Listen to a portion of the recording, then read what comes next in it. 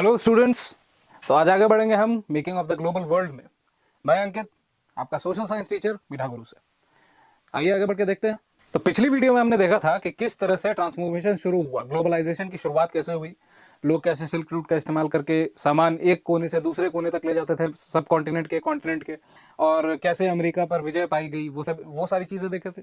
और आज हम देखेंगे ब्रिटेन कैसे ट्रांसफॉर्म करता है वर्ल्ड को। तो देखिए, सबसे पहले क्या है, ट्रांसफॉर्मेशन जो था कॉम्प्लेक्स था। कैसे? टेक्नोलॉजिकल फैक्टर्स थे इसमें, सोशल, कल्चरल, इकोनॉमिकल, पॉलिटिकल, अलग अलग तरह के फैक्टर्स थे इसमें, सबसे पहली बात है।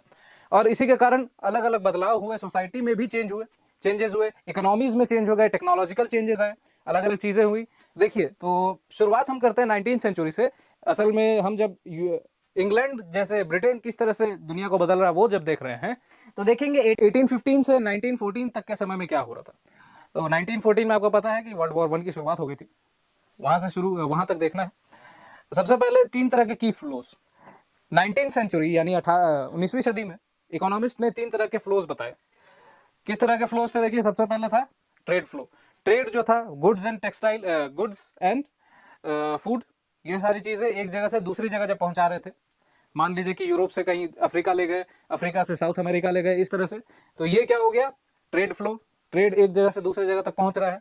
दूसरा चीज था लेबर फ्लो, कि जहां पर लेबर की कमी है वहां तक लेबर पहुंचाना। A considerable movement of people seeking employment opportunities occur to this during this era.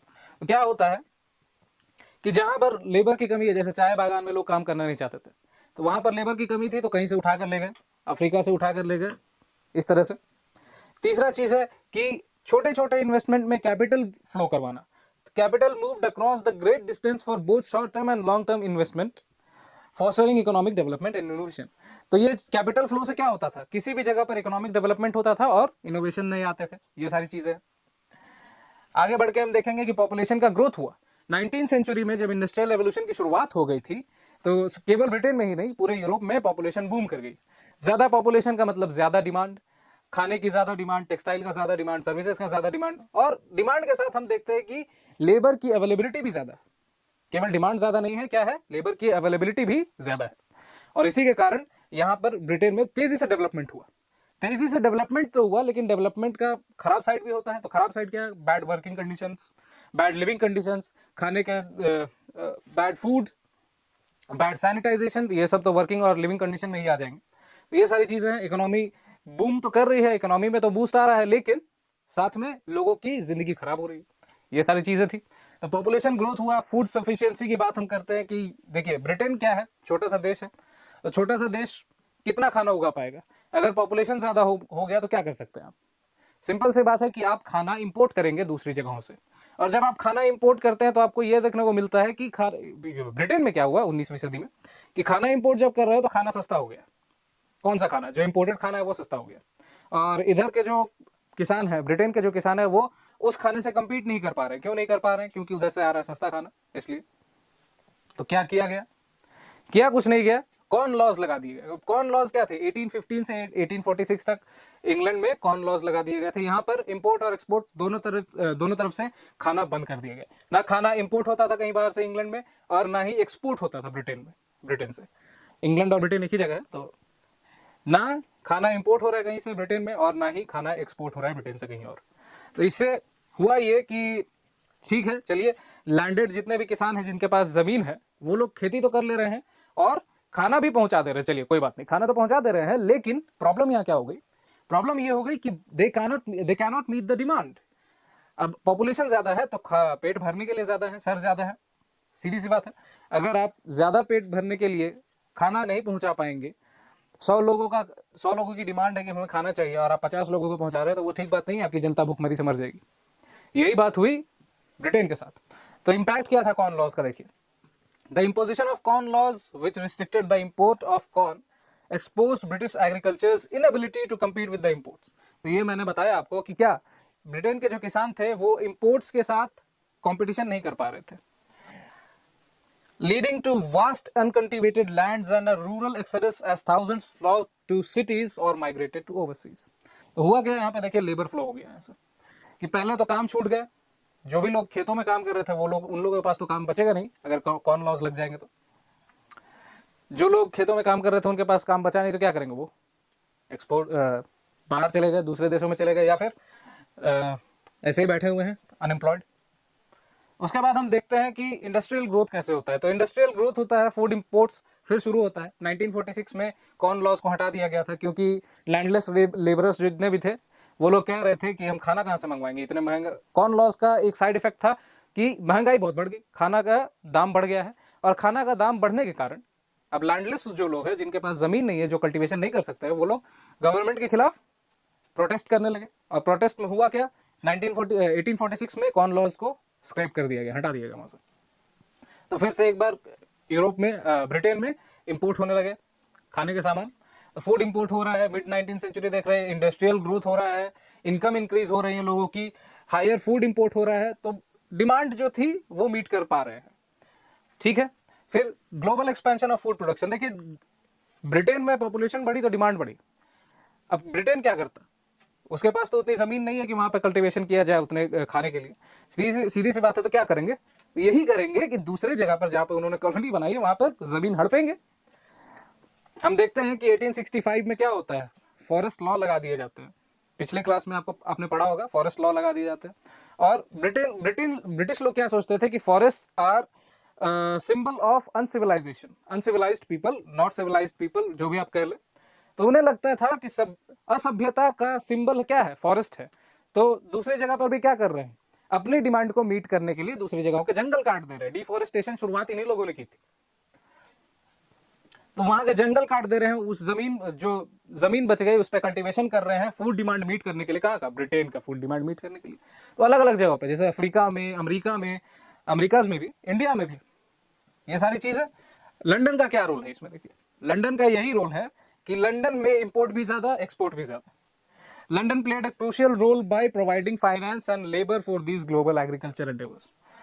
Many Europeans emigrated to America and Australia during the 19th century. तो ऑस्ट्रेलिया के भी जंगल काट दिए, अमेरिका के भी जंगल काट दिए, और वहां पर क्या कर रहे थे, वहां पर खेती कर रहे थे। कौन, ब्रिटिश, यूरोपियन, जो भी कह ले, यूरोपियन लोग भी, पूरा यूरोप, इसमें सारे यूरोप में जो शक्तिशाली देश थे, कौन कौन से थे, पूरे यूरोप में शक्तिशाली देश कौन कौन से थे, तो ब्रिटेन हो गया, जर्मनी हो गया, रशिया हो गया, फ्रांस हो गया, पोर्टुगल हो गया, पुर्तगाल जिसे हम लोग कहते हैं, पोर्टुगल। ये सारी शक्तियां क्या कर रही थी, दुनिया के अलग अलग कोने में जाके कॉलोनीज बना रही थी। और करना क्या था इन्हें, अपने डिमांड को मीट करना था। कैसे करेंगे, लूट कसट करके करेंगे। लूट अगर नहीं पा रहे हैं तो ठीक है, चलिए जंगल काट दिए, जंगल में फिर वहां के लोगों को एम्प्लॉय कर लिया, वहां के लोगों को परेशान किया, खुद रूल करने शुरू कर दिया, वहां पर टैक्स बढ़ा दिया, इन सभी चीजों से अपनी डिमांड को मीट कर रहे थे वो लोग। तो वर्ल्ड इकोनॉमी को शेप करने के लिए देखिए, सबसे पहले ग्लोबल एग्रीकल्चरल इकोनॉमी बनाई गई। क्या हो रहा है यहाँ पर देखेंगे, 1890 के समय ग्लोबल एग्रीकल्चरल इकोनॉमी बन चुकी थी। यहाँ पर क्या है, कॉम्प्लेक्स चेंजेस को अडेप्ट कर दिया गया, लेबर माइग्रेशन शुरू हो गया, कैपिटल फ्लो चालू है, इकोलॉजिकल शिफ्ट भी हो रहा है, और टेक्नोलॉजिकल एडवांसमेंट भी हो रहा है। और इसी के कारण एक नया इकोनॉमी बन रहा है, एक नई इकोनॉमी बन रही है, जो क्या है, एग्रीकल्चरल इकोनॉमी है, दुनिया की ग्लोबल एग्रीकल्चरल इकोनॉमी है। दूसरा चीज कि इरिगेशन में ट्रांसफॉर्मेशन होता है। देखिए, पंजाब में क्या करता है, British Indian government developed an extensive network of irrigation canals. तो पंजाब में नहरों को बनाया गया है, आप जानते हैं। उसके बाद transforming semi desert areas into fertile agricultural lands, कैसे, वही कैनल का इस्तेमाल करके। जब पानी आप सिंचाई कर पा रहे हैं तो सेमी डेजर्ट एरिया जो है, सेमी डेजर्ट मतलब ऐसे जगह जहां पर पानी की अवेलेबिलिटी कम है, जहां पानी कम मिलता है, उसको फर्टाइल लैंड बनाया जा सकता है सिंचाई करके।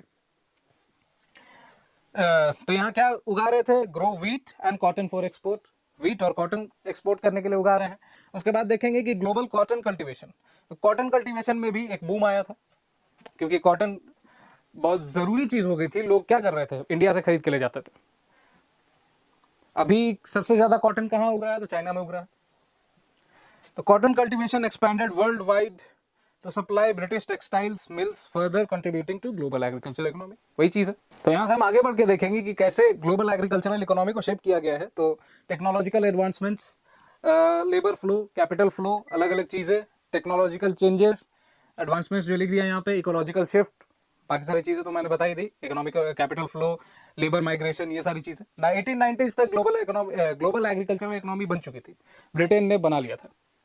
तो इरिगेशन ट्रांसफॉर्मेशन कैसे किया गया, देखिए, जो भी सेमी डेजर्ट वाले इलाके थे जहाँ पर पानी की कमी होती थी, वहां पर ब्रिटिश लोग क्या करते थे, वहाँ कैनल बना देते थे, नहरें बना देते थे। तो पंजाब में भी किया गया, वेस्ट पंजाब में देखिए, वेस्ट पंजाब में किया गया, क्या बना रहे हैं, नहरें बना दे रहे हैं, और नहरों से सिंचाई को प्रोत्साहन मिल रहा है, ज्यादा सिंचाई हो रही है, और ज्यादा सिंचाई, पानी जब अवेलेबल है तो आप क्रॉप उगा सकते हैं। सेमी डेजर्ट एरिया में भी क्या प्रॉब्लम है, पानी की कमी है, अगर पानी अवेलेबल हो सकता है तो वहां पर आप क्रॉप्स उगा सकते हैं। तो वहीं देखिए, सेमी डेजर्ट एरिया में क्या कर रहे थे, व्हीट एंड कॉटन उगा रहे थे। ग्लोबल कॉटन कल्टीवेशन, तो देखिए कॉटन एक ऐसी चीज थी जो डिमांड में बहुत ज्यादा थी हर जगह पर, खास करके ब्रिटेन में जहां पर कॉटन मिल का आविष्कार हो गया है, तो वहां पर क्या कर रहे हैं, कपड़े बना रहे हैं मिल से, ठीक है, और वहां पर कॉटन की डिमांड ज्यादा हो गई, रॉ मटेरियल ज्यादा होगा तब तो आप कपड़े बना पाएंगे। तो कॉटन की डिमांड जब ज्यादा हो रही है तो क्या कर रहे हैं ये लोग, पूरी दुनिया में कॉटन उगाने की कोशिश कर रहे हैं। खासकर खैर अभी अभी की बात करें तो दुनिया में सबसे ज्यादा कॉटन इंडिया में उगता है, और उसके बाद चाइना में उगता है। हाल फिलहाल में हमने चाइना को पीछे छोड़ दिया कॉटन प्रोडक्शन में। अगर आप एग्रीकल्चरल प्रोड्यूस की चीजें देखें, जो मेन चीजें होती हैं, जैसे राइस हो गया, कॉटन हो गया, ये सारी चीजें हो गई, तो इंडिया का जो स्थान रहेगा 1 2 1 2 1 2 3 4 इसी के आसपास में रहेगा, क्योंकि हमारे पास जमीन भी है और लेबर भी है। चलिए, तो अब देखा जाए कि इसे इकोनॉमी बनाने में टेक्नोलॉजी का क्या रोल है। तो हम लोग देखते हैं कि टेक्नोलॉजी डेवलपमेंट के लिए बहुत जरूरी है। क्यों? क्योंकि नई टेक्नोलॉजी नहीं आएगी तो एफिशिएंसी हम कैसे बढ़ा पाएंगे। बेसिकली होता क्या है कि नई टेक्नोलॉजी से हम लोग एफिशिएंसी बढ़ाते हैं, और एफिशिएंसी बढ़ाते हैं तो इकोनॉमी में एक नए तरह का बूस्ट आता है, ठीक है। तो यहाँ पर हम देख रहे हैं कि, चलिए यहाँ बात करते हैं हम लोग रेलवेज की, ठीक है। तो रेलवेज क्या है, मान लीजिए कि आपने एग्रीकल्चरल प्रोड्यूस किया है, मान लीजिए कि कुछ प्रोड्यूस है आपका एग्रीकल्चर का, जैसे कॉटन हो गया, तो कॉटन हम एक्सपोर्ट करना है इंडिया से अगर आपको बाहर, तो क्या करेंगे, पहले कॉटन प्रोड्यूस करेंगे। मध्य प्रदेश में हो गया, ब्लैक सॉइल जहां पर भी अवेलेबल है, मध्य प्रदेश, गुजरात, ये सभी चीज जगहों पे, महाराष्ट्र, ठीक है, जहां भी ब्लैक सॉइल अवेलेबल है वहां पर कॉटन की कल्टीवेशन की। उसके बाद फिर बहुत सारे जब कॉटन हमने प्रोड्यूस कर लिया तो उसको क्या करना होगा, शिप तक पहुंचाना होगा। और शिप तक पहुंचाना कैसे होगा, ट्रक से नहीं पहुंचा रहे हैं हम लोग, क्या कर रहे हैं, रेलवेज का इस्तेमाल कर रहे हैं। रेलवेज से ले गए हम लोग पोर्ट सिटीज तक, फिर वहां से उसे लाद कर शिप्स तक ले गए, और शिप से उसके बाद फिर एक्सपोर्ट कर दिया दूसरे देश में। ये सारी चीजें, तो यहाँ पर हम देखेंगे कि रेलवेज ने आसान बनाई जिंदगी, ठीक है। उसके बाद स्ट्रीम शिप्स और टेलीग्राफ, ये इन सारी चीजों के बगैर हम सोच ही नहीं सकते कि 19वीं सेंचुरी में कैसे डेवलपमेंट हुआ। स्ट्रीम शिप से क्या होता है, हम ज्यादा लोगों को एक जगह से, एक देश से दूसरे जगह तक पहुंचा सकते हैं। खास करके जब हम 19वीं सेंचुरी की बात कर रहे हैं तो उस समय एरोप्लेन तो थे नहीं। एरोप्लेन तो शुरुआती 20वीं सेंचुरी के शुरुआत में बनाया गया सबसे पहला एरोप्लेन राइट ब्रदर्स के द्वारा। तो सबसे पहला इन्वेंशंस ने बहुत मदद की है डेवलपमेंट में। दूसरा है ब्रॉडर फैक्टर्स का इन्फ्लुएंस, जैसे टेक्नोलॉजिकल एडवांसेस। उसके बाद फिर हम देखते हैं सोशल, पॉलिटिकल और इकोनॉमिक फैक्टर्स।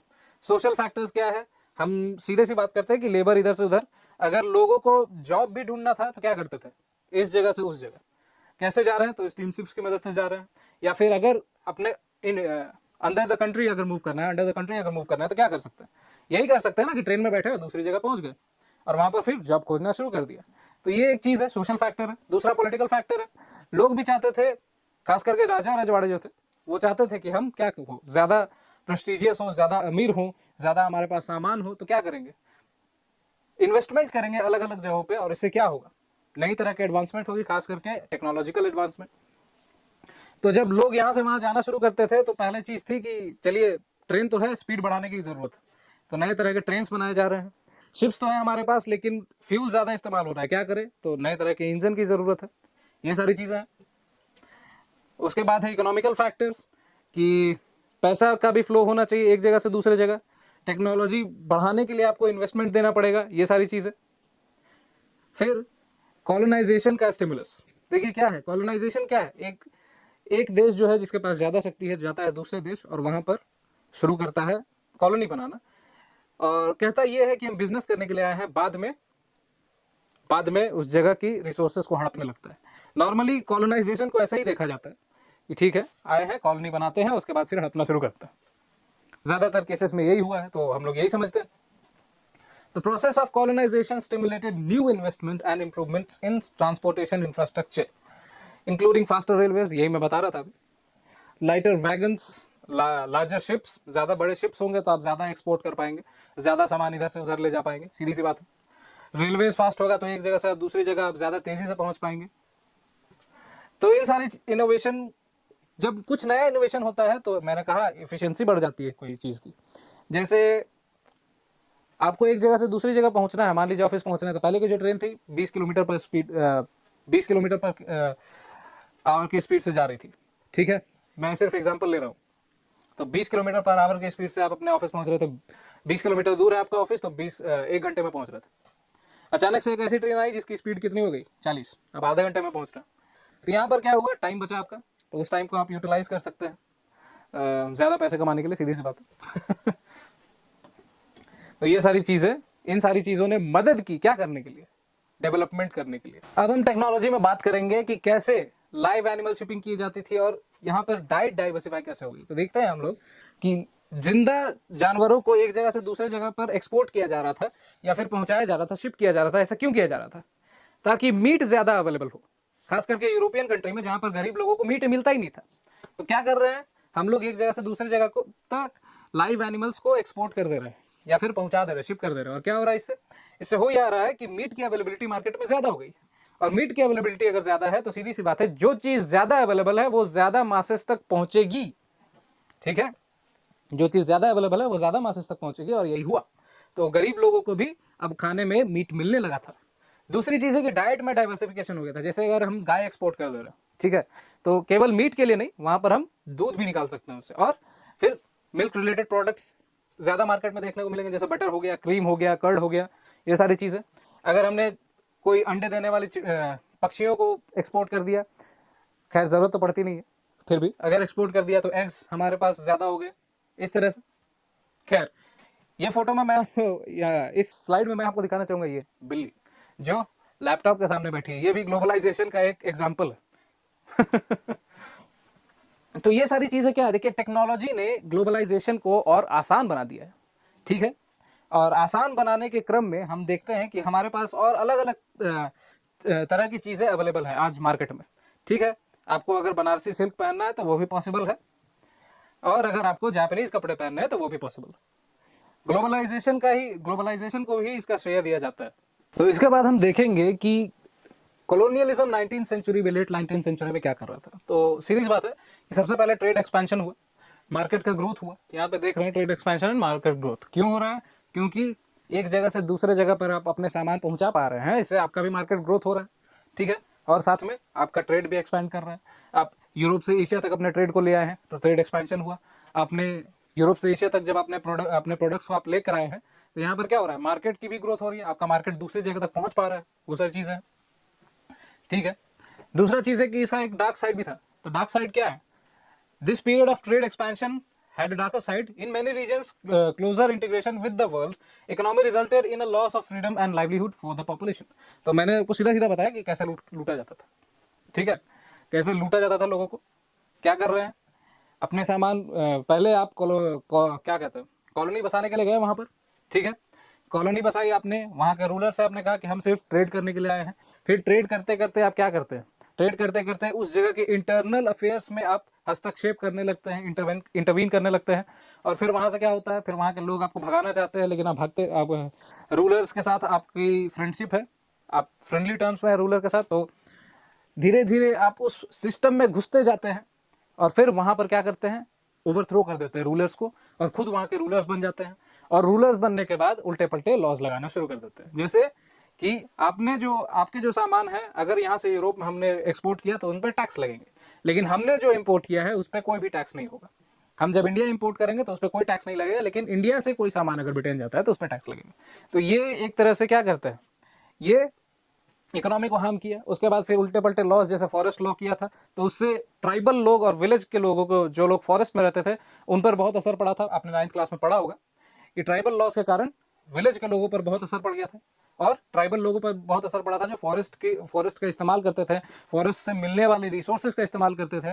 और अचानक से आप उन लोगों को क्रिमिनल बोल देते हैं जो फॉरेस्ट से मिलने वाले रिसोर्सेज का इस्तेमाल करते थे। तो ये क्या है, उल्टा पलटा लॉ है बस, और क्या। आते हैं अचानक से उल्टे पलटे लॉ लगाते हैं और मजा लेने लगते हैं, ठीक है। उसके बाद फिर बर्लिन कॉन्फ्रेंस ऑफ 1885। तो यहाँ देखिए मेजर जो यूरोपियन पावर्स थे, जैसे ब्रिटेन हो गया, फ्रांस हो गया, इटली हो गया, जर्मनी, उसके बाद फिर बेल्जियम, स्पेन, ये सारे कंट्रीज एक साथ मिले बर्लिन में, ठीक है, वहां पर कॉन्फ्रेंस की, और अफ्रीका के कॉन्टिनेंट को बांट लिया कि ये पार्ट मेरा, वो पार्ट तेरा, ठीक है। उसके बाद यहाँ पर देखिए टेरिटोरियल एडिशन हुआ। ब्रिटेन एंड फ्रांस जो लोग पहले से ही कॉलोनियल पावर थे, इन्होंने अपने टेरिटरी में सिग्निफिकेंट एडिशन किए हैं, लेकिन बाद में हम देखते हैं कि बेल्जियम और जर्मनी जो है नए कॉलोनियल पावर्स के तौर पर उभरे, नए औपनिवेशिक शक्तियों के तौर पर उभर गए। कौन? बेल्जियम और जर्मनी। अमेरिका में कॉलोनियल एक्सपेंशन होता है लेट 1890s में, saw the United States also becoming a colonial power. United States भी क्या बन गया? कॉलोनियल पावर बन गया। It acquired some colonies formerly held by Spain, expanding its influence in the global colonial landscape.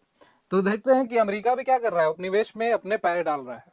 उपनिवेश की नदी बह रही है और उसमें अपने पैर डाल रहा है। कौन? अमेरिका।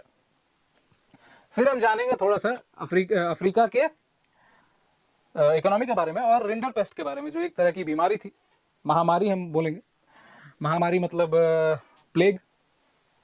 तो रिंडर पेस्ट का डेवास्टेटिंग इम्पैक्ट क्या है? देखिए, इन 1890s rapidly spreading cattle plague known as rinderpest had a profound impact on the livelihood of people and the local economy of Africa. तो अफ्रीका में ही ये हुआ था इसलिए।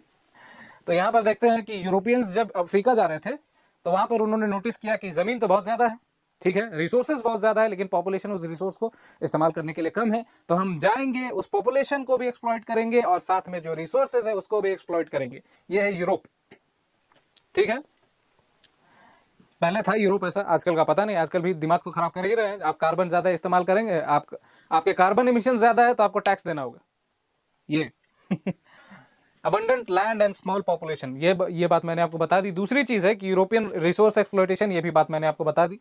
क्या है? European colonisers came to Africa with the intent of establishing plantation and mines to produce crops and minerals for export to Europe. ये सारी चीजें हैं। They encountered an unexpected challenge, a shortage of labor willing to work for wages. तो यहाँ पर African लोग क्या कर रहे थे कि उन्हें वेजेस नहीं चाहिए थी, वो अपनी नॉर्मल जिंदगी जी रहे थे और उन्हें वही जिंदगी पसंद थी। तो इन्होंने क्या किया? अब इन्होंने अफ्रीकन से उनके लाइवलीहुड छीनना शुरू कर दिया। वो जो हमने देखा फॉरेस्ट सोसाइटी एंड कॉलोनियलिज्म वाले भाग में, क्लास 9th में, क्या करते थे कि फॉरेस्ट को कैटेगराइज कर दिया 3 पार्ट्स में, ठीक है। उसी तरह से यहाँ पर लैंड को कैटेगराइज कर दिया और उसके बाद फिर जो लैंड का इस्तेमाल करते थे, जो रिसोर्सेज का इस्तेमाल करते थे अफ्रीका के ट्राइबल लोग, उनसे उनकी जीवनी छीन ली। और जीवनी छीनने के बाद जब उनके पास कोई रास्ता नहीं बचा तो क्या करते? वो अंग्रेजों के लिए ही काम करते। तो उन्हें स्लेव्स बनाकर एक जगह से दूसरे जगह ले जा रहे। तो फ्रेंच रेवोल्यूशन वाला चैप्टर में आपने पढ़ा होगा क्लास 9th में। रिंडर पेस्ट का चैलेंज देखिए, inheritance law. To address the labour shortage Europeans change the inheritance law. क्या है यहाँ पर? Under the new laws, only one family member was permitted to inherit land, which disrupted traditional family farming system. अब यहाँ पर कैसे आप परिवार में दरार डालते हैं? फूट डालो, राज करो। अब परिवार में भी दरार डाली इन्होंने। कैसे? कि फैमिली का केवल एक मेंबर को ही, फैमिली के केवल एक मेंबर को ही फैमिली की जो जमीन है, इंटाइटल्ड जमीन है, वो मिलेगी, बाकी लोगों को नहीं मिलेगी। तो ऐसे में क्या होगा यही कि जिसको मिलने वाली उसका मर्डर कर देते हैं, सीधी सी बात है, और जमीन हड़प लेते हैं। Render paste arrival. In 1880s, rinderpest was introduced to Africa when infected cattle were imported from British Asia to feed Italian soldiers in invading Eritrea in East Africa.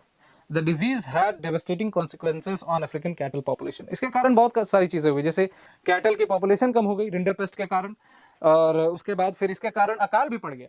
Africa के लोग ज्यादा खेती पर डिपेंडेंट नहीं थे, ठीक है, ज्यादा खेती पर डिपेंडेंट नहीं थे। क्या चीज पे थे?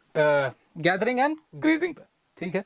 तो अगर कैटल कम पड़ जाएंगे तो सीधी सी बात है, आपके पास मीट नहीं है, आपके पास मिल्क प्रोडक्ट्स नहीं है, ये सारी चीजें नहीं है, तो क्या होगा? अकाल पड़ेगा ही, भुखमरी से लोग मरेंगे ही, ठीक है। Loss of livelihoods. The outbreak of rinderpest resulted in the loss of cattle which were essential to the African way of life. यहां देख रहे हैं आप, कैटल जरूरी थे, मवेशी जरूरी थे, अफ्रीकन वे ऑफ लाइफ था क्या? मवेशियों को चराना। This loss had severe economic and social repercussions. खास करके अगर आप मवेशियों पर ही निर्भर है और आपके पास मवेशी होंगे ही नहीं, तो आप क्या कर सकते हैं? आपका जॉब खत्म हो गया, ठीक है। अब आपके पास कुछ काम करने के लिए बचा नहीं। आप एक तरह से कहें तो एम्प्लॉयमेंट आपके पास बची नहीं, तो आप क्या करेंगे? बस कॉलोनीज है वहां पर जाके काम करने की कोशिश करेंगे, और क्या कर सकते हैं। और यहीं से शुरू होता है स्लेव ट्रेड। तो आइए जानते हैं थोड़ा सा इंडेंचर्ड लेबर के बारे में। तो इंडेंचर्ड लेबर क्या होता है? कॉन्ट्रैक्ट बेसिस पर लोगों को हायर किया जाता है, फिर एक देश से दूसरे देश ले जाया जाता है और वहां पर काम कराया जाता है, कम पैसे दिए जाते हैं, ये सारी चीजें हैं। तो 19th सेंचुरी में हम देखते हैं 2 नेचर 19th सेंचुरी के। पहला कि डेवलपमेंट तेजी से आगे बढ़ रहा है, लेकिन दूसरा नेचर ये है कि वहां वहीं पर क्या है, ये सारी चीजें, misery, poverty, new forms of coercion, ये सारी चीजें हम लोग को दिख रही हैं, हम लोगों को दिख रही हैं क्या, कि लोग गरीब होते जा रहे हैं, लोग गरीब लोगों का जिंदगी कितने गरीब लोगों की जिंदगियां कितनी खराब है वो हमें दिख रही हैं, ये सारी चीजें हैं। ठीक है, उसके बाद origin of indentured labourers India में कहां से शुरू हुआ, देखिए तो इंडिया में उत्तर प्रदेश, बिहार, सेंट्रल इंडिया और एरिड डिस्ट्रिक्ट्स ऑफ तमिलनाडु, ये इन सभी जगहों से इंडेंचर्ड लेबर्स कलेक्ट किए जाते थे और क्या किया जाता था, उन्हें दूसरे देशों में भेज दिया जाता था, जैसे Trinidad, Guyana, Suriname, Mauritius, Fiji, ये सारी जगहों पर। यहाँ पे वो लोग टी प्लांटेशन में काम करते थे और वहीं पर रहते थे। और देखिए इंडेंचर्ड लेबर कॉन्ट्रैक्ट बेसिस पे काम करना हुआ, ठीक है। और दूसरी चीज है कि ये लगभग कई सालों तक होता था। इसी के कारण दुनिया में बहुत सारे ऐसे देश है जहां पर इंडियन इन्फ्लुएंस है, जैसे कि मॉरिशस तो आप जानते ही हैं, फिजी है एक देश, इंडियन वहां पर रहते हैं। दूसरा ये सूरीनाम है, गयाना है, तो ब्रिटिश गयाना जो है वहां पर रहते हैं लोग। फ्रेंच गयाना में इंडियंस नहीं है। तो ये सारी चीजें हैं। उसके बाद हम लोग देखेंगे कि स्लेवरी से इसका कंपैरिजन करने लगे लोग, इसे स्लेवरी से कंपैरिजन करने लगे, कहने लगे कि ये एक नई तरह की स्लेवरी है, ये एक नई तरह की दास प्रथा है, ठीक है। तो लेबर कंडीशन यहाँ पे बहुत खराब रहता था और कॉन्ट्रैक्चुअल एग्रीमेंट है, यहाँ पे मैंने कहा बताया आपको कि कॉन्ट्रैक्ट वाले एग्रीमेंट्स। दूसरी चीज है कि कल्चरल ट्रांसफॉर्मेशन हो रहा है यहाँ पे। एक जगह का कल्चर अगर दूसरी जगह पर जा रहा है तो सीधी सी बात है कि वहां पर इन्फ्लुएंस तो बनेगा। और इसीलिए मैंने आपको जो देश के नाम बताया, जैसे यहाँ पर देखिए मॉरिशस हो गया, फिजी हो गया, त्रिनिदाद हो गया, गयाना हो गया, यहाँ पर क्या हो रहा है, यहाँ पर इंडियन इन्फ्लुएंस है, इंडियन कल्चर का इन्फ्लुएंस है, लोग वहां पर रहते हैं। तो यहाँ पर आप देखेंगे कि मुहर्रम का प्रोसेशन जो था इसे होजे के नाम से मनाने लगे लोग, यहाँ पर देख रहे हैं त्रिनिदाद में। फिर रास्टाफारियनिज्म, ये क्या है, इथियोपिया के एक किंग थे, ठीक है। उन्हें माना जाता था कि वो क्या कहते हैं, भगवान के एक अवतार हैं, या के एक अवतार हैं। इथियोपिया में भगवान को या कहा जाता है, तो भगवान के अवतार हैं। और इसका एक तरह से कनेक्शन इंडिया से भी है, जैसे हम लोग कहते हैं कि ब्राह्मण सब जगह पर है, ब्राह्मण मतलब ब्रह्मांड सब जगह पर है और सब कोई ब्राह्मण है, सब मतलब कहा जाए तो हर चीज में ईश्वर, ठीक है, वो सारी चीजें। तो रेस्टाफेरियनिज्म भी फैला, इंडियन इन्फ्लुएंस था उसमें, इंडियन कनेक्शन है, तो indicating the enduring impact of this migration, ये सारी चीजें। उसके बाद फिर अबोलिशन ऑफ इंडेंचर्ड लेबर, तो 1900s की जब शुरुआत होती है, 20वीं सदी की जब शुरुआत होती है, तो वहां पर इंडियन नेशनलिस्ट लीडर जो हैं वो लोग इस चीज को अपोज करने लगते हैं कि इंडेंचर्ड लेबर जो है सिस्टम जो है खराब चीज है और इसे हम लोग क्या करेंगे, ये अब्यूसिव है, इसे हम लोग नहीं मानेंगे और इसका हम विरोध करते हैं। इसके बाद हम इंडियन एंटरप्रेन्योर्स के बारे में जानेंगे जो अब्रॉड में काम कर रहे थे, ठीक है। तो फाइनेंसिंग एक्सपोर्ट एग्रीकल्चर, तो किसका किसका नाम है यहाँ पे देखिए, श्री करीपुरी श्रॉफ और नट्टुकोटाई चेट्टियार, ये लोग क्या कर रहे हैं, बैंकर ट्रेडर ग्रुप है, ठीक है, दूसरे बैंकर ट्रेडर ग्रुप्स के साथ काम कर रहे थे। और ये these people played a crucial role in financing export agriculture in central and southern Asia। तो ये क्या कर रहे हैं, एक्सपोर्ट एग्रीकल्चरल एक्सपोर्ट को फाइनेंस कर रहे हैं, कहां पर, सेंट्रल एंड साउदर्न एशिया में। कौन लोग, श्री करीपुरी श्रॉफ और नत्तुकोटाई चेट्टियार, कुछ लोग एंटरप्रेन्योर्स इंडिया के। तो कहां से ये लोग फंड लाते थे, यूरोपियन बैंक से। उसके बाद Indian trade and colonialism and global system, तो cotton export to Europe, India में जो भी कॉटन बनता था, रॉ मटेरियल बनता था, वो यूरोप जाता था। यूरोप मतलब ब्रिटेन में वहां पर उनके पास मशीन थे, कॉटन मिल्स थे, तो वहां पर कपड़े बनाए जाते थे, वो भी लार्ज स्केल पर बनाए जाते थे, क्योंकि फैक्ट्रीज है आपके पास तो आप लार्ज स्केल पे तो बना सकते हैं, हाथों से तो आपको बनाना नहीं है। और दूसरी चीज है कि अगर आप कंपैरिजन करते हैं तो फैक्ट्री में जब कपड़े बन रहे हैं तो वहां पर मैनुअल लेबर नहीं है, तो वो कपड़े जो होंगे उनका दाम कम होगा एज कंपेयर टू हाथों से बने हुए कपड़ों के। इसके कारण क्या होता है कि पहले तो इंडियन टेक्सटाइल मार्केट जो है ब्रिटेन के टेक्सटाइल मार्केट से कंपटीशन नहीं कर पा रहा है, ठीक है। दूसरी बात है कि ब्रिटेन के लोगों ने, ब्रिटिश सरकार ने इंडियन गुड्स पे टैरिफ लगा के रखा है। क्या होता है यहाँ पर देखिए कि इंडिया में बनाए हुए जो कपड़े हैं, इंडिया में बनाए हुए कोई भी गुड्स जो है, यहाँ से जब ब्रिटेन जाते थे तो उन पर टैक्स लगाया जाता था। पहले तो वो हैंडमेड है इसलिए महंगे हैं, और दूसरी बात है कि ब्रिटेन पहुंचने के बाद उन पर टैक्स लग गया है तो और महंगे हो गए, ठीक है। तो वहां के लोग कम खरीदेंगे, क्या खरीदेंगे, जो वहां पर बन रहा है वही खरीदेंगे, जो फैक्ट्रीज में बन रहा है। और उसके बाद फैक्ट्री मेड जो सामान थे वो ब्रिटेन से जब इंडिया आ रहे थे, तो इंडिया आने पर उन पे टैरिफ नहीं लगता था, उन पे कोई भी टैक्स नहीं लगता था, तो वो सस्ते हैं और सस्ते में बिक रहे हैं। तो इंडियंस ने भी शुरुआत कर दी क्या, ब्रिटिश गुड्स खरीदने की, ब्रिटिश टेक्सटाइल पहनने की, और यहीं से शुरुआत होती है क्या कहते हैं उसे, ड्रेड ऑफ वेल्थ की। इम्पैक्ट ऑफ ब्रिटिश टैरिफ मैंने बताया, और ब्रिटिश मार्केट डोमिनेंस, तो वो तो मैंने बता ही दिया क्या है। जब इंडस्ट्रियलाइज्ड गुड्स, जो फैक्ट्री मेड गुड्स है, वो आ रहे हैं आपके देश में, तो सीधी सी बात है आप हैंडमेड गुड्स नहीं खरीदेंगे अनलेस आप बहुत शौकीन इंसान। तो इस वीडियो में इतना ही। सब्सक्राइब करें और फॉलो करें मीठा गुरु।